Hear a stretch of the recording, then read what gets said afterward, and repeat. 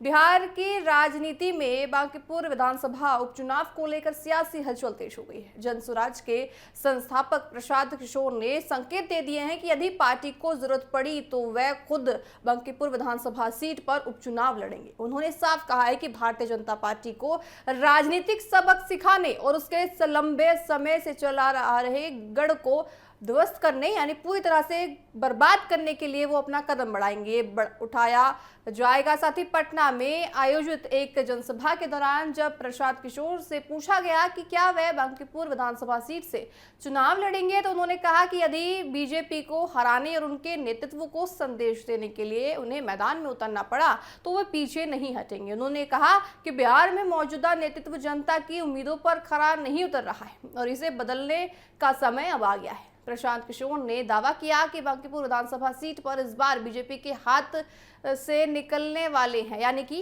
पूरी तरह से बीजेपी के हाथ से अब वो सीट निकलने वाली है, इनका कहना है। उन्होंने कहा कि पिछले करीब 45 वर्षों से ये सीट बीजेपी के कब्जे में रही है। यहां तक कि 2015 में जब महागठबंधन की मजबूत लहर थी तब भी बीजेपी सीट को बचाने में सफल रही थी, लेकिन इस बार हालत बदल चुकी है और जनता बदलाव का मन पूरी तरह से बना चुकी है। उन्होंने आरोप लगाया कि लोकसभा चुनाव के दौरान जनसुराज को हराने के लिए वोट खरीदने की कोशिश की जा रही थी। उनका कहना था कि बीजेपी ने पैसे बांटकर चुनाव प्रभावित करने का प्रयास किया है और अब उनकी पार्टी उसी का राजनीतिक दबाव लोकतांत्रिक तरीके से तैयार कर रही है। उन्होंने कहा कि जनता इस बार हर वोट का हिसाब करेगी। सभा को संबोधित करते हुए कहा कि देखिए, लोगों से अपील की है कि वह जब बांकीपुर में उपचुनाव को ही ईवीएम पर मतदान करे तो बीजेपी के खिलाफ वोट देकर अपनी नाराजगी भी जाहिर करे। उन्होंने कहा कि यदि इस सीट पर बीजेपी हारती है तो इसका सीधे देखिए प्रधानमंत्री नरेंद्र मोदी और केंद्रीय नेतृत्व तक पहुंचनी ये लहर चाहिए। उनके मुताबिक बांकीपुर जैसे सीट पर हार बीजेपी के लिए एक बड़ा राजनीतिक झटका साबित हो सकती है।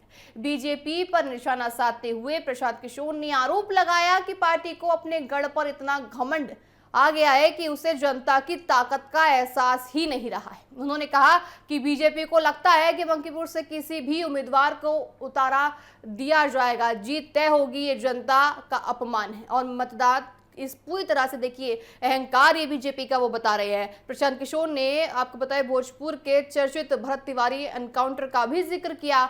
उन्होंने आरोप लगाया कि भरत तिवारी गरीब और वंचित परिवारों के लिए बिजली, पानी और आवास जैसी बुनियादी सुविधाओं की लड़ाई लड़ते थे, लेकिन प्रशासन ने उन्हें गोली मार दी। उन्होंने कहा कि ऐसी घटनाओं को रोकने के लिए सत्ता परिवर्तन बहुत जरूरी है और इसकी शुरुआत बांकीपुर उपचुनाव से हो रही है। गौरतलब देखिए है कि बांकीपुर विधानसभा सीट बीजेपी के राष्ट्रीय अध्यक्ष नितिन नवीन के इस्तीफे के बाद खाली हुई है। नितिन नवीन के पिता नवीन किशोर सिन्हा भी कई बार इस सीट का देखिए उस सीट पर मौजूद रहे हैं। वर्ष 2006 के उपचुनाव में नितिन नवीन पहली बार विधायक बने और उसके बाद लगातार चुनाव जीतते रहे हैं। अब उनके इस्तीफे के बाद ये उपचुनाव होना है, जिसके लिए राजनीतिक दलों ने अपनी अपनी रणनीति तैयार कर रखी है। फिलहाल देखिए जनसुराज पार्टी बांकीपुर में लगातार जनसंघर्ष अभियान चला रही है और साथ ही पूरी तरह से पूरी कोशिश कर रही है कि ये सीट उनके पाले में आ जाए। ऐसे में ये देखना खास होगा कि क्या प्रशांत किशोर वास्तव में चुनावी मैदान में उतरते हैं या फिर किसी अन्य उम्मीदवार को मौका मिलता है। लेकिन इतना तय है कि बांकीपुर उपचुनाव अब बिहार के सबसे चर्चित राजनीतिक लड़ाइयों में शामिल हो चुकी है। तो देखिए, आपको बताएं कि उनका पूरी तरह से किशोर का कहना है कि अब की बार जो लहर है वो बदलती हुई नजर आएगी और जो कहीं ना कहीं बीजेपी को घमंड है, ये उनका कहना है, तो वो घमंड भी वो चकनाचूर कर देंगे।